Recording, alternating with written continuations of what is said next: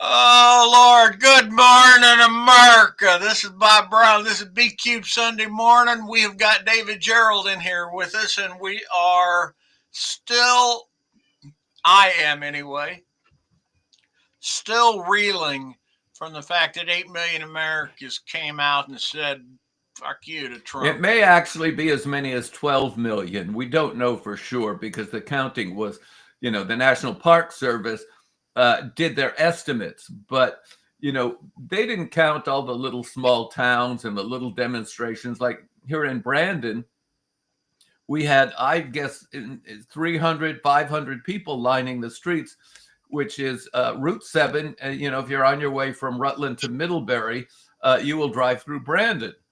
And there was a huge crowd.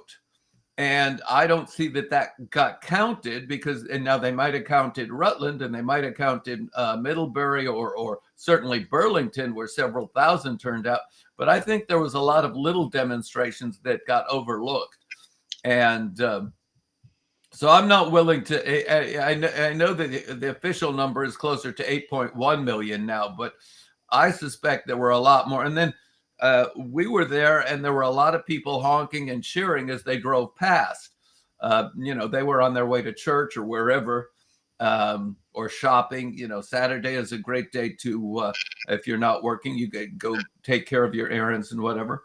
So just about everybody who drove past, because it's a main drag, Route 7, they were honking and cheering and waving. And we ended up seeing a lot of friends there and making some new friends. So people who normally, live miles and miles away were showing up. So I suspect that that what we were seeing, or what the news was willing to report, was the tip of the iceberg. That there was far more. It's this thing that we used to know way back in the 60s is one letter to a network represents 1,000 people. So with the Star Trek thing, we encouraged people to write letters, not petitions, because a petition only counts as one letter. Write a postcard or a letter. And NBC admitted that they got 1 million postcards and letters about don't cancel Star Trek. Now, the interesting thing is over the years, they downgrade. Various spokespersons for NBC downgraded the number till it was, we got 25,000 cards, right? No, Bijo Trimble, who was on top of it, and I trust Bijo more than most people, more than I trust most people. Bijo Trimble said an NBC exec, we got more than 1 million. They broke our mail department. We couldn't keep up with the mail, and because it flooded. We couldn't handle our regular mail because all the stuff coming in that was addressed to NBC, and you'd open it up as don't cancel Star Trek. And Bijo organized a letter campaign that did not, it wasn't, the cards and letters weren't coming in addressed to save Star Trek. They were coming in addressed to NBC. So they had to be handled as regular NBC mail. We could cripple the White House receiving mail if we wanted to with that kind of a campaign. But I think it's time for, I don't think Trump pays any attention to normalcy. The man is, let me give it to you this way. I have a wonderful, absolutely charming, adorable grandson who for a while, when he was 4, he's now 5, but when he was 4, he didn't have a time sense. And so we would talk about, let's go out on the boat. And he would say, let's do it right now. It's 8 o'clock in the evening. It's dark. We're not, and it's raining. We're not, but I want to go out on the boat now. He said, we'll go out tomorrow. See, now we can tell him tomorrow and he gets it. But there is a point at which he had no time binding sense. I believe that Donald Trump is somewhere in that same neighborhood of no time binding sense, no understanding of consequences, no understanding of this is what I want right now, and I want it right now, and it's got to happen right now. And like the destruction of the East Wing. I think that was as much a response to the protests, the marches on the 18th, 8.1 million. He says, I'm going to show you who's really in charge. I'm going to knock down the East Wing. There was no congressional approval, no process, no hearing, no understanding, no public input. He just brought in and because he's thinking he's a king. And even though he has publicly said, I'm not a king, he's acting as if he is one. And frankly, if he's allowed to continue, if he survives, because his health is failing, but if he survives, one day we'll either find we have a king or an emperor or some new term invented to give him unlimited powers. He pretty much has it now that Mike, who doesn't have a Johnson, has shut down the government, giving Trump free reign to do whatever he wants because there's no Congress to say you can't do it. And bingo right there, David. You have nailed despots worldwide, despots throughout history that shut down the legislative branch of the government as soon as they want to take power. It's one of the first things they do. And I don't care if they did it with soldiers marching through Congress with bayonets and telling them to go back to their office, or if it's Mike Johnson saying, "Hey, we got to get the Democrats are just ruining us." Well, he has said something that I find very interesting and revealing. He says there's nothing to negotiate. He won't have meetings with the Democrats, which goes back to that evangelical belief of we don't have to negotiate because we're on God's side and they're on Satan's side. Therefore, we're not negotiating with the devil. There's no compromise with evil, blah, blah, blah. And Mike Johnson is somewhat evangelical. I don't know how evangelical his beliefs are, but essentially says we have the majority. We don't have to negotiate. Well, this is really stupid because the success of the American experiment, and I call it an experiment because it's only 250 years old, but the success of the American experiment has always been based on negotiation between the two sides. And even Ronald Reagan knew that he had to negotiate with Tip O'Neill, who was the Speaker of the House when Reagan, and then when it came election time, he campaigned against Tip O'Neill, even though, portraying him as the obstacle. And while I have never been a Reagan anything, because I recognize what Reagan was doing was dismantling the mechanics of the government so that the next Republican president could dismantle more. But I have to give Reagan credit for being an extraordinary campaigner and the Democrats for being extraordinarily stupid in their campaigns. It's impossible to campaign against Ronald Reagan. The interesting thing is Jack Warner was approached. We'd like to cast Ronald Reagan as the president in The Best Man, Gore Vidal's play.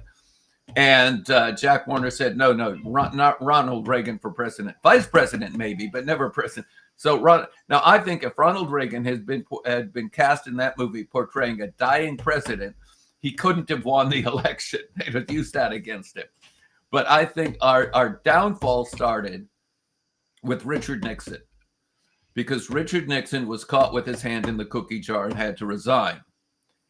What that did was it disgraced the whole moderate wing of the Republican Party, because Nixon went down and all of those who had defended him went down and all of those who were moderate went down, and created a vacuum in the Republican Party for the radical right to move in. And the example is when Jerry Ford and Nelson Rockefeller, his vice president, arrived at the Republican convention in 1976, Nelson Rockefeller was booed.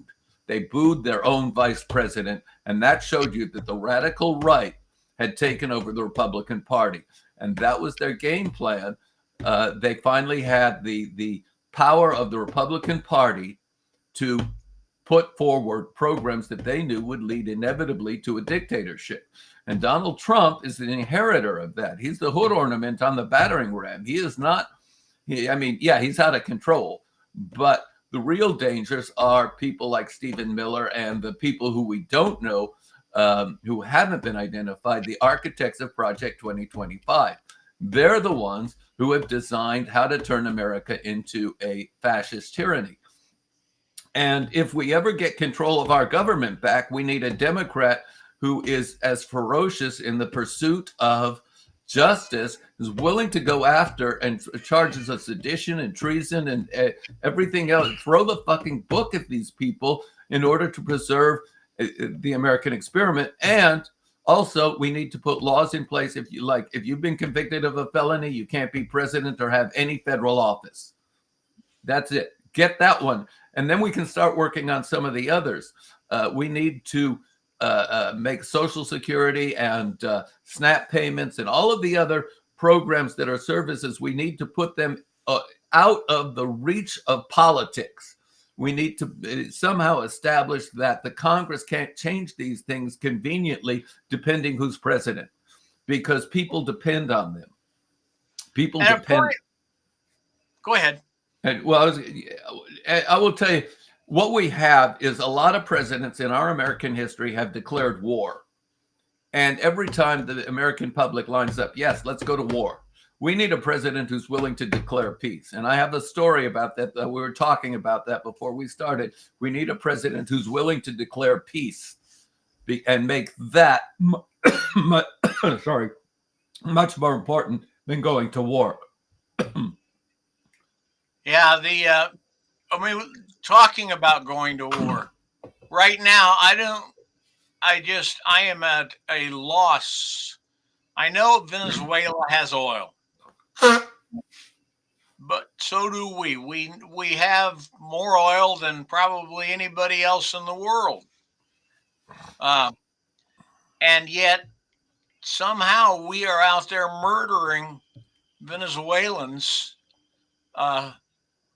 at the hope of provoking a war so we can go in and just like the Gulf, we can go in, occupy them, and it'll pay for itself when we take their oil. I don't know what just watching American troops being used to murder civilians in another country. I read the statistics at one point where when the Coast Guard was going out and interdicting drug shipping, they had about 3 out of 4 times they were right. 1 in 4 times it was just a fisherman. It was no drugs involved. And so if you think about how many times he's sending the bombers out, how many innocent families has he orphaned, the kids, killed the fathers? It's enough to bring tears to your eyes and make you so angry that,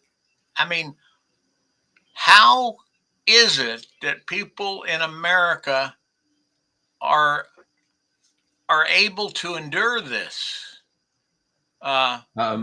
Jim Wright, he could probably tell the story better than I, but he once shared with me, I hope I'm not violating any classified, but that he busy in prison. Hey, if I can have the jail cell next to Donald Trump, I will be in hog heaven, listening to him weep and wail 24/7. But Jim Wright said he did a lot of missions in the Mideast, and they were going to. He got orders to destroy a fishing boat because it was full of radar detection gear. And he sent a team. He and his team went in, and they discovered it was an old retired boat, and the whole radar system had been disconnected and wasn't being used. But it was just fishermen who were using the boat. They didn't even know what that radar stuff was. They hadn't taken it down and there was dust and crap everywhere on the machinery. It was just a fishing boat that they had gotten a hold of, some surplus. Excess, yeah, whatever. And he went back and he says, "Do not destroy this boat. They're just innocent guys who are out fishing." And the guys upstairs were saying, "We're at the Pentagon and we're looking at these pictures and blah blah blah." And Jim Wright says, "I will testify at your court-martial if you blow up this boat." And the guy responded with, "I will testify at your court-martial if you're wrong." So. And Jim can tell it better than I can. I don't think I violated any rules, but the fact of the matter is that we need people like Jim Wright checking to make sure that we are not blowing up. Now, if it had been an Iraqi or an Iran radar boat, seriously, Jim would have reported it back. It's like, yes, this is a radar boat checking where, our airplanes and whatever. Yes, you can blow it up. But our people on the ground need to have integrity. Yes. And our leaders need to listen to them. I once said something that probably would have got me in trouble if I'd have said it louder and longer. But there's things America needs. America needed Doge, something like Doge to happen. But what it needed was a full scale review, evaluation, analysis to back it up that says, yeah, this is, look here, we've got, here's the mission statement for 4 different departments. They're all doing the same thing. Let's consolidate them. Instead, I don't like them. Kill them, get rid of them, move them. We had an opportunity to grossly make the American government more efficient, which wouldn't hurt it. And would answer a lot of the criticisms it gets. But instead, we used it to make people challenge the very wisdom of these people. It makes me crazy again. Just the idea that we do what we do in Washington D.C. with that asshole in power. That we could do something along the lines. I haven't heard. Go ahead. There was a thing, a slight change of the subject, but you'll see where it connects. There was a thing some alt-right site posted this morning that Star Trek fandom is primarily male, and that therefore it's alt-right. It's like, dude, really? I've been attending Star Trek conventions since 1967, and it's predominantly female. Star Trek brought a lot of women into fandom, and they created Star Trek fandom, and they created so many other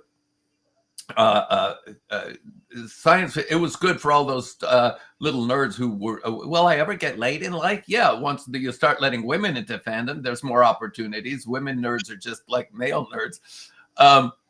But fandom is in fact, if anything, a fandom has more women in it now than men. The last Worldcon I attended to, the Hugo ceremony was primarily dominated by women and women voters and women candidates and women winners.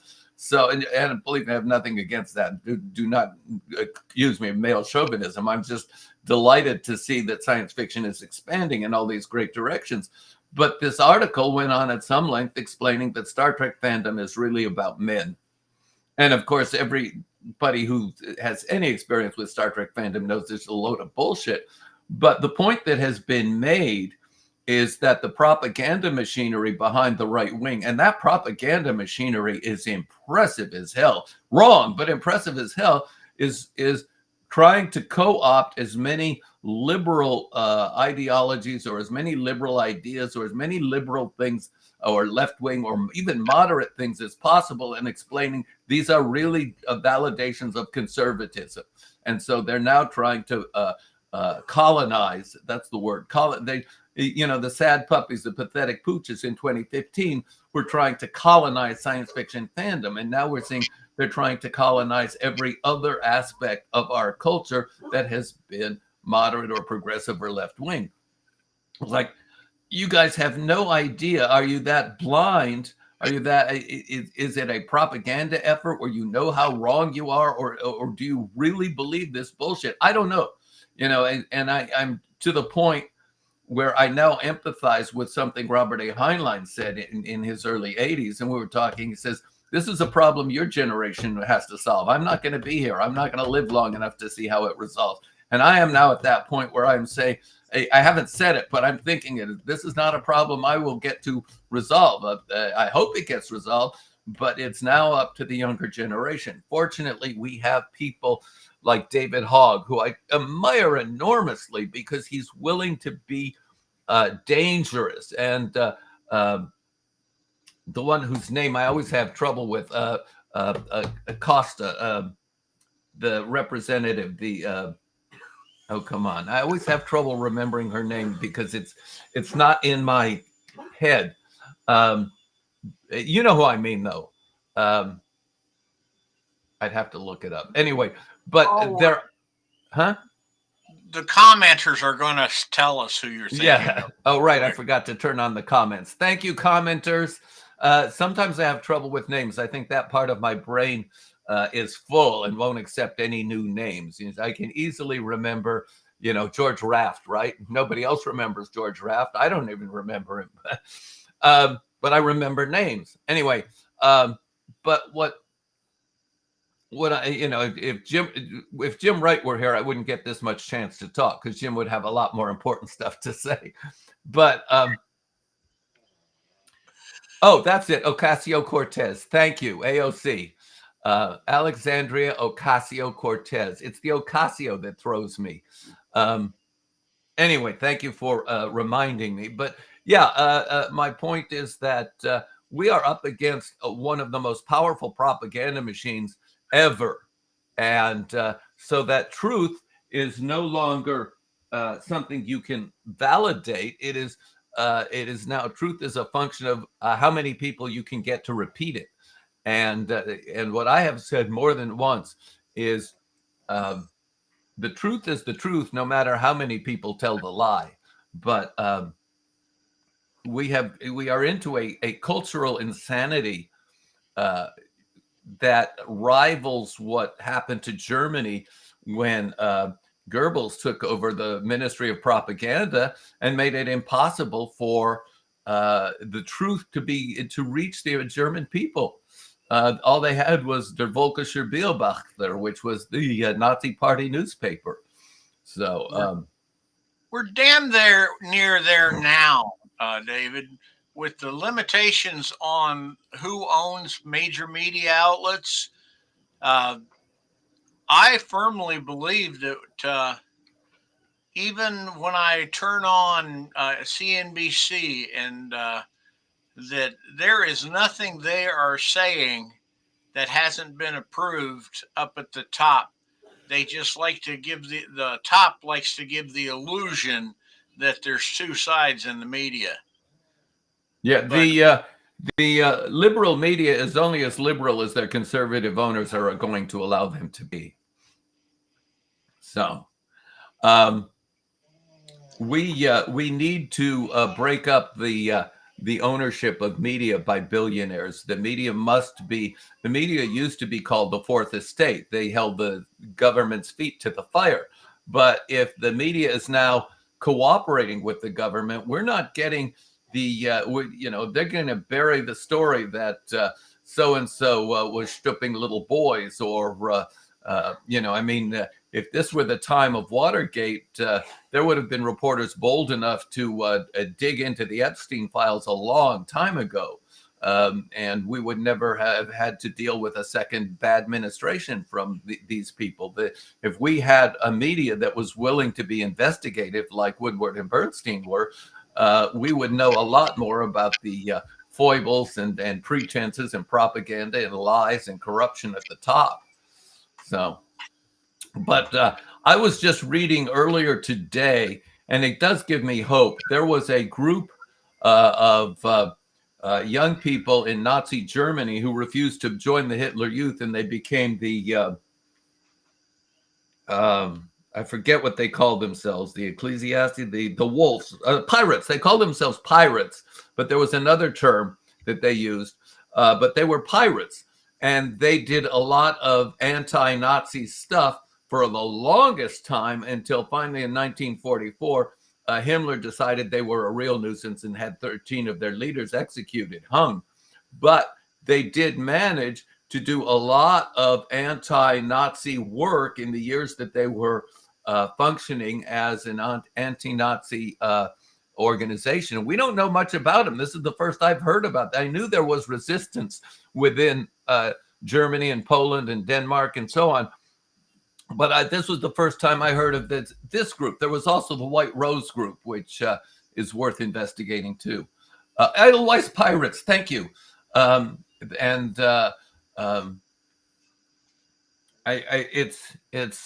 I love having the chat turned on. Thank you all. You guys are like having an extra part of my brain working. If I can't remember something, somebody else can. They've been doing it as long as we've been here, and on BQ Press. They're an enormously wonderful group of people, and I love seeing the same names, sometimes new names. It's wonderful.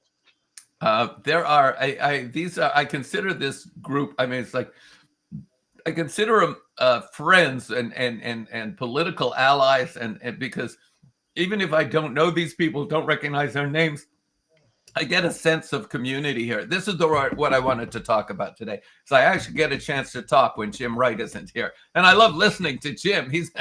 It's like, oh, I didn't know that. I didn't know that. Oh, Jim is as much more hands-on knowledge than I do. I'm over here in my ideological White Castle, and I had somebody point out to me that I've been wrong most of my political pronunciation. Yes, because I still believe in the essential goodness of people. It was only recently, in the past few years, that I have started believing there is no depth to which the Republican Party will not sink. It's like, I still, I believe they wouldn't impeach Clinton. And I said, oh, no, they're not that stupid. He said, well, every time I used to say they're not that stupid, they would say challenge accepted. So finally I realized, yes, they are that stupid. Because they have absolutely no understanding of the consequences of their actions. And the consequences are that a lot of these people are going to either flee to Argentina or end up in jail. It's just a matter of how angry the American people are going to get. One of the things that we have advantage of now, and you look at the tyranny in Russia and the tyranny in Germany and the tyrannies of certain other countries, because those populations were homogenous. And it was easy to speak to the population of Germany when they were all, very Nordic, right? But America is a very unhomogeneous society. You could probably break us down into at least 35 different ethnicities. Jews and Irish and Italians and Southerners and Westerners and New Yorkers and New Englanders and Midwesterners and farmers and tech people and Silicon Valley and Wall Street, and there are some, and of course the ethnicities from Asia and Europe and South America and so on. You cannot talk to Americans as if we're a homogenous culture.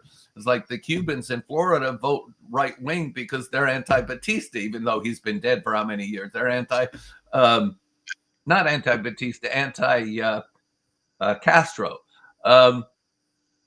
And it's like we are so many diverse populations, and if Trump is accomplishing anything, he's uniting us in anti-Trump.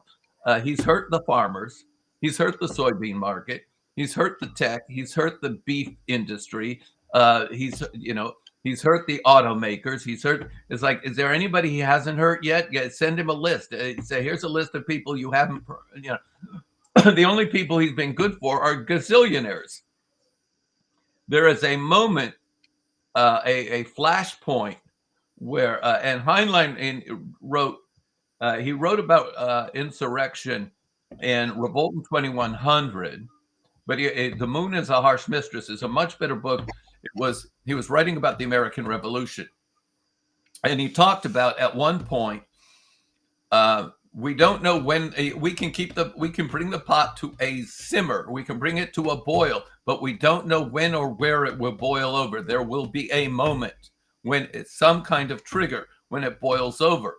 Now, I have been amazed that it has not boiled over with that god-awful video of him pooping on the crowds of protesters flying a jet, right? And I am amazed that it hasn't boiled over with the destruction of the East Wing of the White House. And I'm amazed that it hasn't boiled. But the more fuel that they add to the fire, it will boil over. I just don't know how or when. And that's what Heinlein said in The Moon is a Harsh Mistress. We don't know how or when or what the incident will be, but it will happen, that the revolution will happen when the right event is. And it's just as the American Revolution started with the death of Crispus Attucks, a black man in Boston. So I don't know how this revolution is going to get started, but I do know that I do know the pot is boiling. Can I give you a thought on that, David? Please. Go to Portland. Go to Boston. Go to anywhere and see the fact that the protesters outnumber the fascist, authoritarian Gestapo. Oh yes, and in frog suits too. You know, one thing that tyranny can't deal with is ridicule. They have no sense of humor. Trump has no sense of humor. He does not understand humor, and most of the people around him do not. They don't know when they're being made fun of and ridiculed. You show up in a frog suit, they don't know what to do. It's like, huh? You know, it's like, who's going to be the stupid idiot who shoots somebody in a frog suit? Yeah. That's my suit for the next protest. I tell you this, but I think it's going to be something akin to a Kent State event.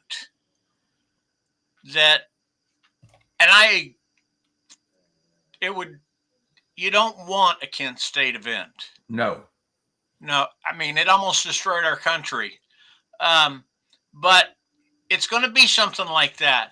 When some fat, well, I shouldn't fat shame them. They can be dumb as hell and be fit too.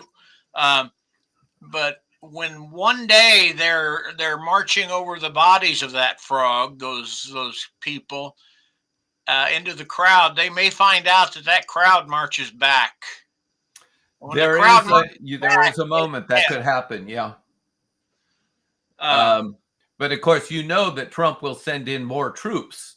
He'll say, see, they're violent people. He will send in more troops. Interesting thing is, you'll notice where they're sending in troops is to white liberal areas. They're not sending in troops to South Central LA because none of those troops would ever come back. We'd never hear from them again. They're not sending in troops to the Bronx, you know, or Harlem. They're not going to come out. And in fact, that line was used in Casablanca, where Humphrey Bogart says to the Nazis, there are some places in the United States you're not going to go. So. Yeah, no, that's what scares me the most is that, because when that happens, when the people march back, that means we've lost the opportunity to resolve this without a lot of bodies in trenches. And it sucks. I'm going to shut up now. No, please, because I can't carry the whole hour. It's like, I was trained to lead seminars, but say, here's the point of this seminar, and when we start talking about, the point I wanted to make, and I never got there, and I sent you a story about it, but I don't mind previewing it here. I think it needs to be made. I guess I'm going to buy that story, by the way, guys. Yeah, you better. It's only 1,600 words, so it's not going to cost you a lot, but I expect to be paid top of the money. All of our great presidents at one point or other had to declare war. I think our greatest president is the one who says, I'm going to declare peace, and puts forth a program of, here's the problems we're going to solve first here in our nation, and then we're going to export our solutions to whoever wants them. So I want a president who will declare peace and build for a future that works for all of us with no one and nothing left out. That's where our future lies. That's where the Star Trek future lies. And those who are trying to explain that it's all about white males in running things because the rest of you people don't know how to do it. It's like, man, history has not taught us about the black people who created this or invented that. We're still learning, or the women who invented this or created that, or the gay people. It's like, if it weren't for Alan Turing, we would have lost World War II. Because he broke the Nazi codes. And there'd been a couple of movies and TV series about it, but We still don't know all the details because some of that is still classified. But if it weren't for Alan Turing, the Nazis would have won. We were able to read we were only able to read 1/4 of all the messages that the Japanese and the Germans were sending out during World War II, but it was enough to tell us ahead of time. For instance, I'll give you this. I assume most people know it, but I'm going to repeat it. The Battle of Midway.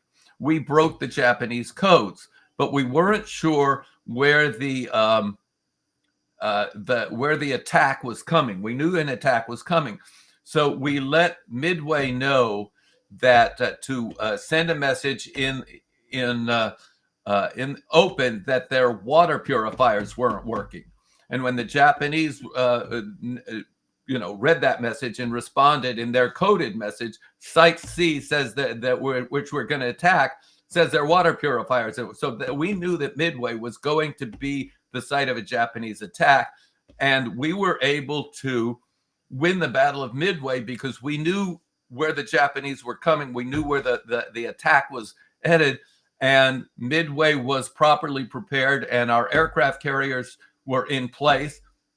And we sank like 4 Japanese carriers at the Battle of Midway because we were reading their mail. And they believed that because they had the Ultra machine, they believed that their codes were unbreakable. They did not realize that the Polish, before Poland fell, an Enigma machine had been smuggled to the West. So we were able to, all we needed were the codes, and the breaking point, which Turing was at the beginning of every message, they send Heil Hitler. That tells you how to break their codes. And it's demonstrated in the movie The Imitation Game starring Benedict Cumberbatch. So, a little reading of history can give you some hope that we have smart people working against tyranny with the White Rose Society, the Edelweiss Pirates. It's like there are people who will take arms against fascism. We're not hearing about it, but there are probably things going on that we don't know that are stopping some of Trump's people. We also have some courageous judges who have said, no, you can't do this. Now, Trump doesn't pay any attention to what the judges are saying, but they have lost 90% of their lawsuits. So that's got to tell you something, that we still have judges in place who are paying attention to the rule of law. So and I think that we've got a Supreme Court that may have what was that movie about the trials after World War II? Nuremberg, Justice at Nuremberg, Judgment at Nuremberg, with Spencer Tracy, Judy Garland, Montgomery Clift, Burt Lancaster. William Shatner had a small part in that too. That part, if I remember correctly, Burt Lancaster played. He did brilliantly. Oh my God! It was terrifying. He's such a good actor, and for him to play, Spencer Tracy goes to him and says, "You were a judge. You had the power to stop it, and you didn't."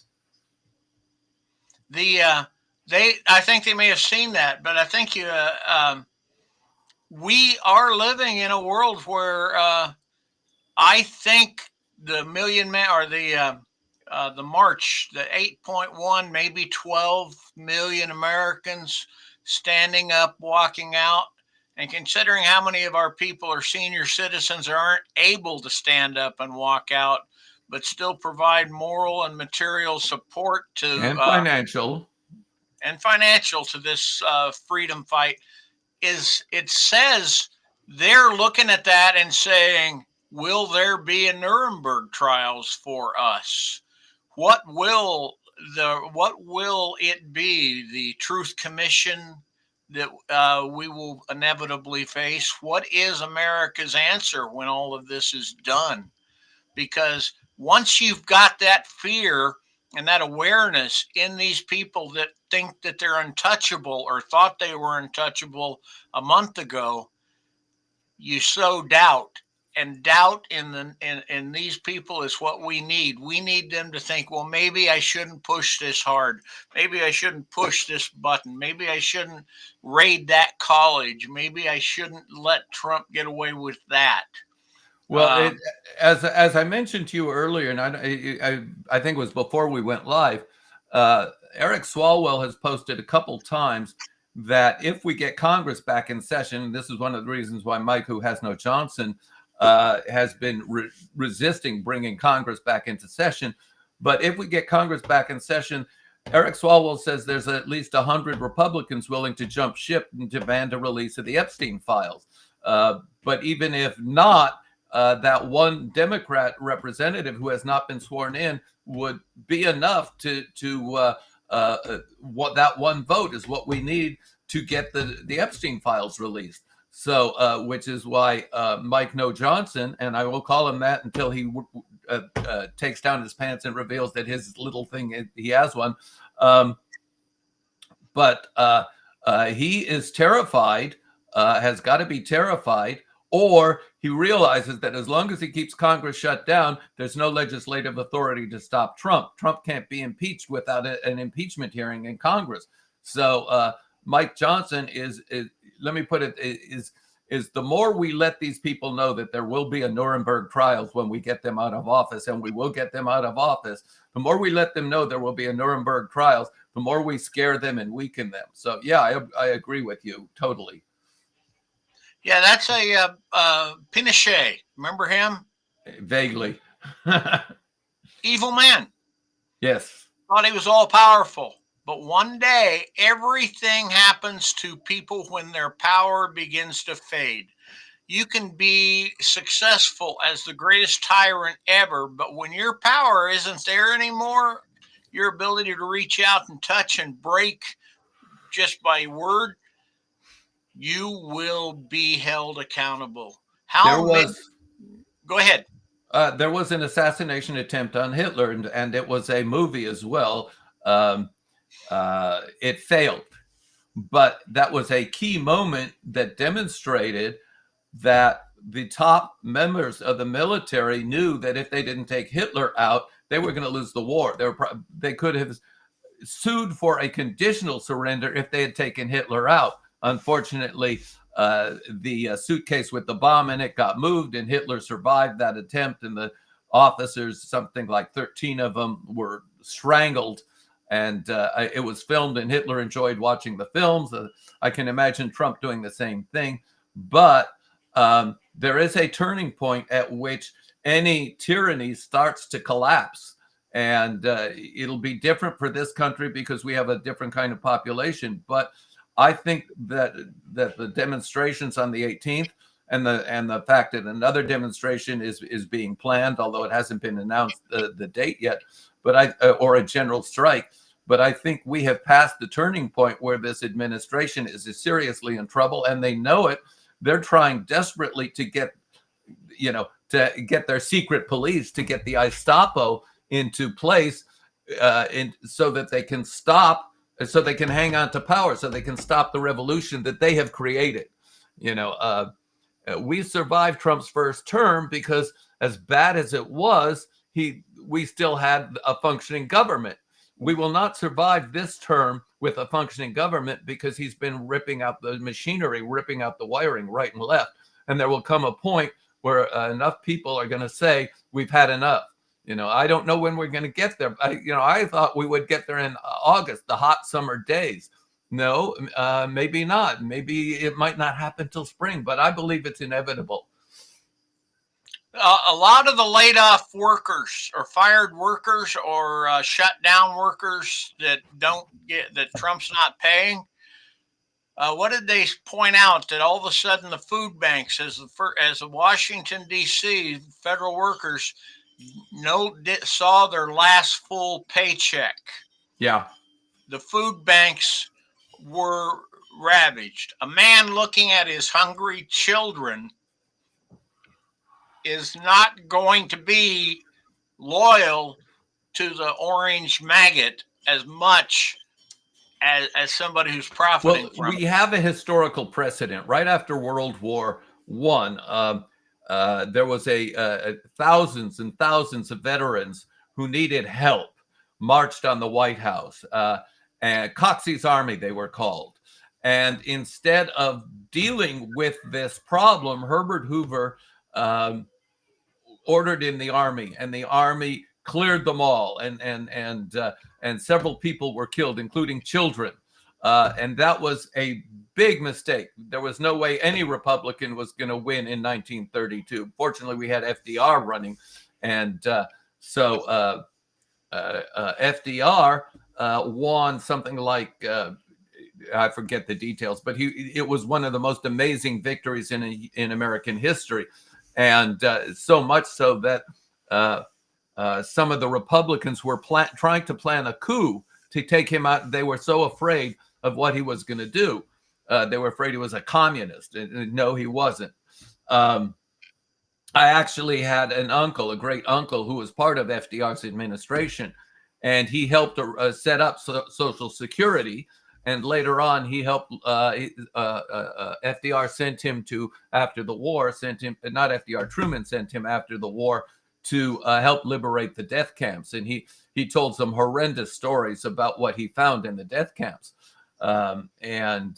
So I forgot where I was going with all it. But the thing is we do have history that a tyrannical government will send troops against American citizens and will lead to their own downfall. You send troops against American citizens, you lose the war. It is. I think it was Smedley, General Marine Smedley. Corps. Yeah, I know who you mean. He would refuse to join the coup and was one of the reasons why it failed. And you know what else is I find this one amazing for me. This was the reason for the initial formation of HUAC, or the House Un-American Activities Committee, was to investigate the conservatives who were trying to do this to our country. And notice how the conservatives took control of it and turned it against leftists and did that god-awful hearings against half the movie industry and so forth, and trying to tar them with the brush that you're communists. And they called in Lucille Ball and said, yeah, my uncle was a communist. We joined the party only to make him happy. We were never communists. It's just, or her grandfather, whatever. It's like, and that was kind of the moment at which people began to realize, come on, you're not going after Lucy. And then, of course, I think the thing that broke it finally was Ed Murrow going after Joe McCarthy, and Senator Shine, I think it was. Have you no decency at long last? Have you no sense of shame? That was the moment at which McCarthy lost his power to intimidate people, and he was later censured by the Senate. So that was, by the end of the 50s, there was a turning point where we realized that conservatives had gotten out of control. But that was just a senator. Now we got a president, and we got to be able to figure out how to hold this person accountable and the people that empower him. Stephen Miller, I'm almost frustrated beyond words of the fact that we're looking at the people who wrote out a plan for how to destroy America. We all read it before the election, and yet he still managed to get into office. It's because they have propagandized the red states that the Democrats are evil and communists, and I don't know if that's going to break. It's like, what has Trump done for you? What has this administration done for you? I mean, the Democrats have got a campaign on, he promised this. Did he keep his promise? It's like, maybe it's time that we broke the back of the Republican Party so that they get back in touch with the people. But, it's like you have lifelong Republicans that say, I could never vote for a Democrat. I don't know what the answer is. How do you reach people who have been so thoroughly propagandized? When I was just a teenager and I was working as a busboy at the local restaurant, we had a waitress who had survived the Blitz bombings of London, and she was so terrified of the communists that she had joined the John Birch Society, and it was kind of a joke, because the John Birch Society, we didn't take her seriously, but she was so wired into her belief system, there was no point in arguing with her, because she would come back with the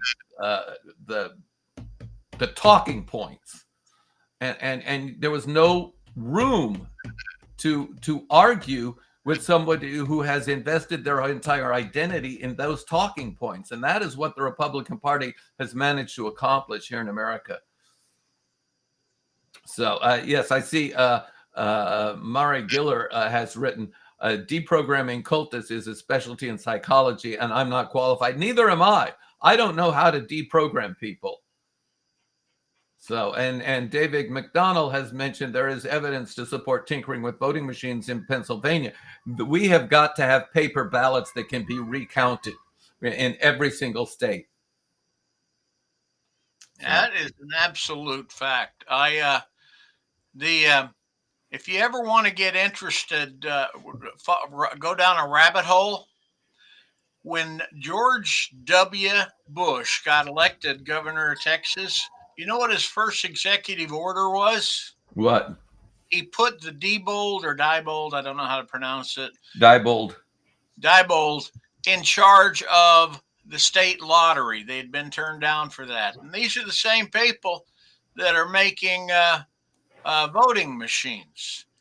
And when you follow the trail, the bids that were then put in and accepted to get voting machines in place, and go down to Georgia, where the electronic voting machines were used, some of the first big cases of them, and Max Cleland, a veteran, with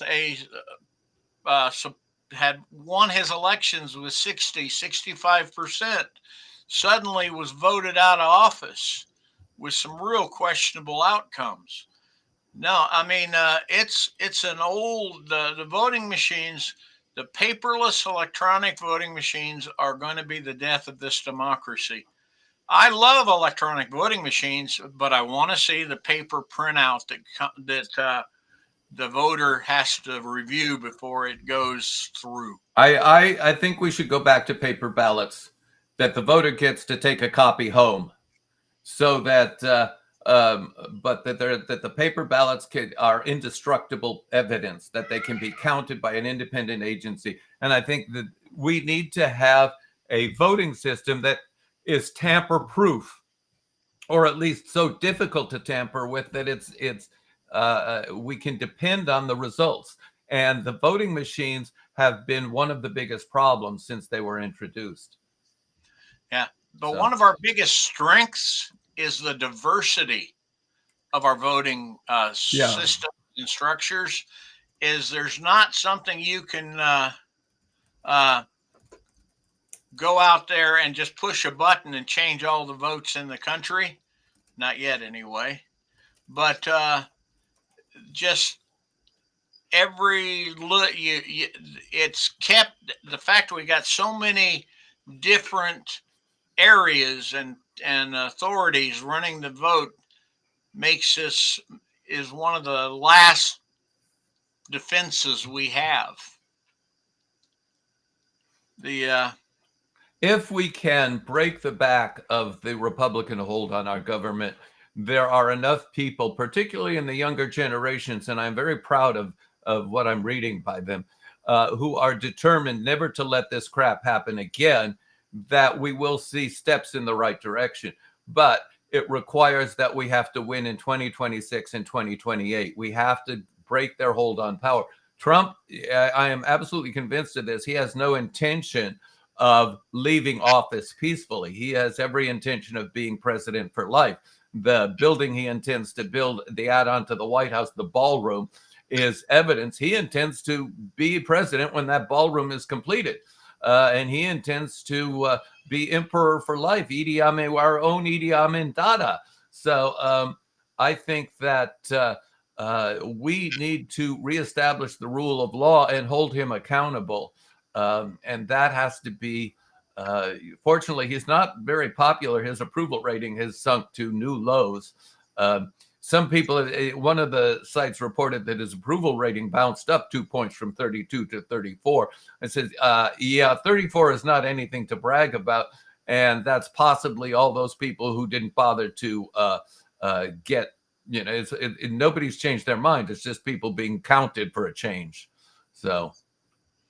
And So there's also the other piece too, David, that we've got to. I mean, I have faith. We are going to come back out of this as a country, and we will. But we will have to have. Who was it said this? Jefferson or Payne that eternal vigilance is the price of the freedom. price of liberty is the price of liberty. Oh no, the tree of liberty must be nourished with the blood of patriots from time to time. Uh, uh, Eternal vigilance was pain, and Jefferson said the one about the tree of liberty. Yeah, the revolution. And I forget who said it. Revolution has to happen every generation. It does not need to be a violent revolution. But we saw revolution in the '60s when the boomers came of age. We had a revolution in everything: comics, TV, movies, fashion, culture, art, music, everything.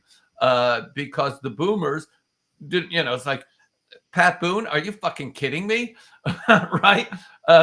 It's like, yeah, we appreciate that the previous generation, like Pat Boone and Ethel Merman and Mary Martin, they're great. Okay, no problem. But we like the Beatles and the Stones and Metallica, and from there, the next generation went into hip hop and rap and punk, and it's like, oh yeah, and I'm not sure what the current generation is into because I've been sitting at home more, but Oh, every I know that. every generation reinvents the culture, and it is our job before we pass the torch. JFK said it: the torch has been passed to a new generation of leadership. Our job is to make sure that they understand that the choice is either justice and liberty, or the alternative is, fascism and tyranny, which is not really a good choice, because what happens is that snake of tyranny turns around and bites you. It is not your servant. It is that genie that once you've let the genie out of the bottle, sorry to switch metaphors, once you let that genie out of the bottle, you have no control over it. That's a fact. I just the thing that I want to I would love to see some discussion of is Trump has made every effort to break the government, break the norms, break the system, such that it can't be put back together again. He's trying to make Humpty Dumpty America into Humpty Dumpty.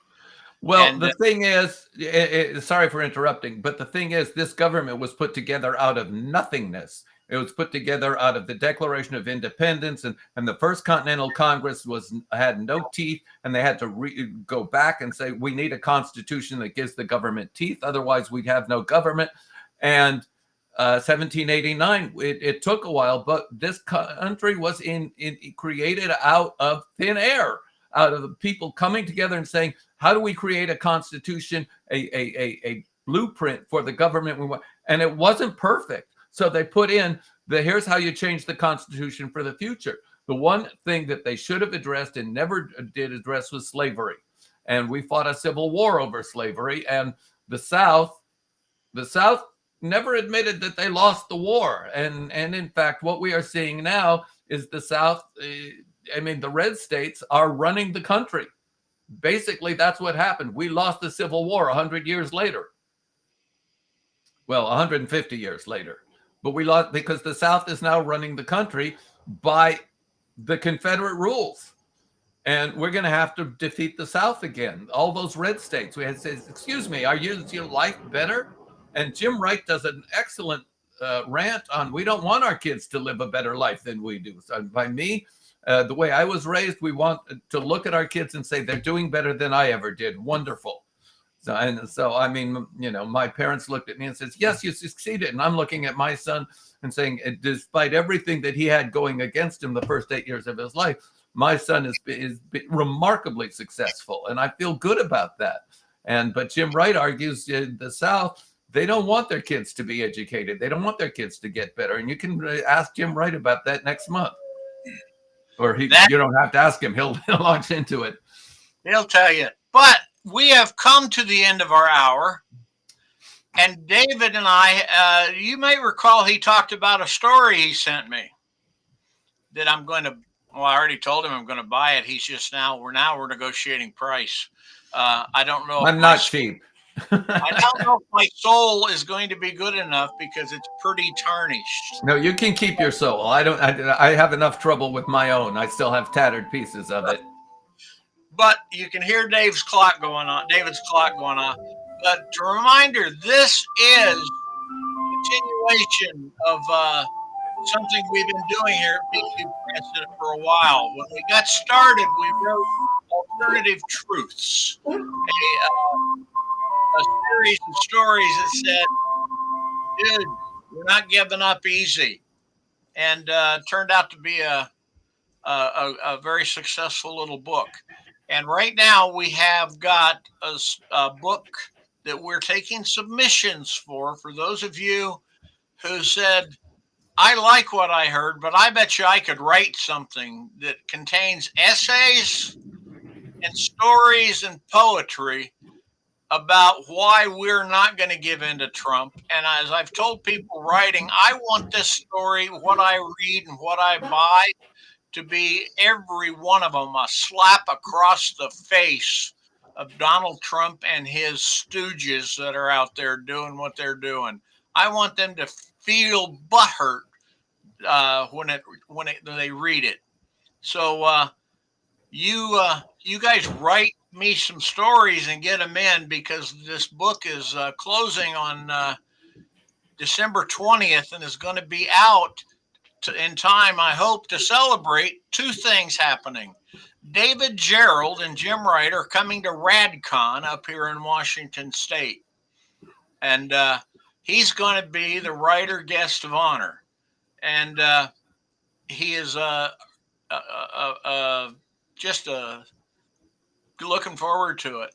And now I have an honor I never imagined in a million years as somebody who gets to publish David Gerrold occasionally when I'm lucky, when I'm good, when the fairies dance under the moon and say my name is going Well, to you'd be. have to go to West Hollywood for that, but I'll be But he's going to be I'm going to be the editor guest of honor, and we are fully intended to have a lot of fun up here, and we're bringing Jim Wright along with us. And we will probably we will have to convince the convention committee to have a live chat with me and you and Jim, so that we can do it so we can do it live, and any survivors will be able to brag that they were there. That's it. Well, actually, that's been kind of a criteria for accepting, but that's another story altogether. We are just thrilled. So I will remind you all, David Gerrold, what's your latest book? Well, there's several. We just got copies of The Girl Who Was Silver, which I really enjoyed writing. I really think it's one of my best. And we also got copies of Praxis 2, Praxis Makes Permanent. So those who read Praxis, the sequel is out. And there is a third book in that trilogy called Here There Be Lawyers.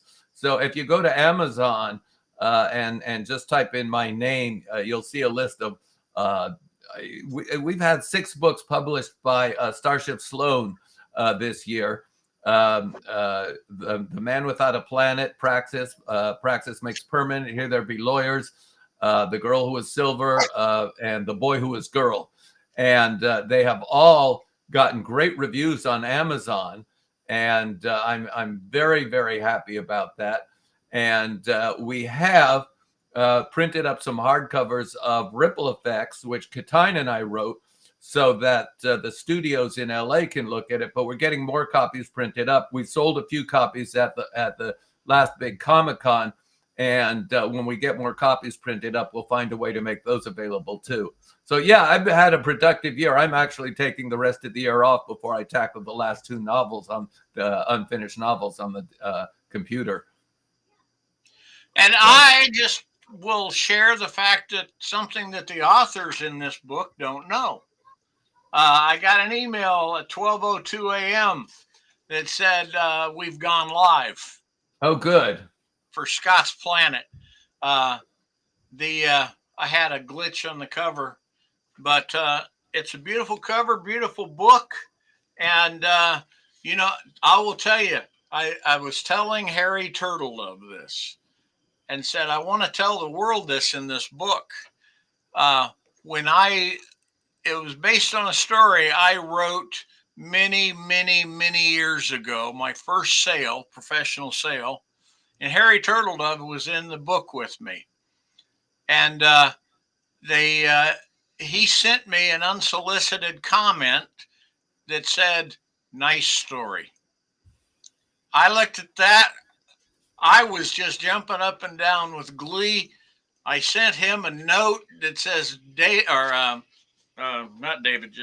I sent Harry a note that said, "Can I quote you as a blurb in this book?" And he said, "Of course." It was a nice story, and so um, that's a reminder. And I know people like Dave know it, but a lot of writers realize that your feedback to up and coming writers to, is important. A little encouragement can go a long way. It works for some of us old geezers too. Yeah, I mean, we are never so sure in ourselves that we don't doubt that this book is good as I think it is, or is this story. If so, that's why you write reviews of books and stories, and just be encouraging to other writers, just like you be encouraging to the people who are standing up to to the Trump machine, standing up, period, for what they believe in. I encourage that, and that book and every book published by BQ Press can trace itself back to Harry Turtledove being encouraging to a young writer. So thank you all. And the name of this book, by the way, it's not political. It's Scott's Planet. Once in a while, let me add this. Once in a while, it's time to rest, recharge, and then recommit. So it's okay. It's like being in a chorus. You don't have to carry the note all the time. There are other voices to carry the note when you take a breath. So yeah, let us remember it is all right to rest, recharge, and recommit. We're not alone. We're not alone. Okay.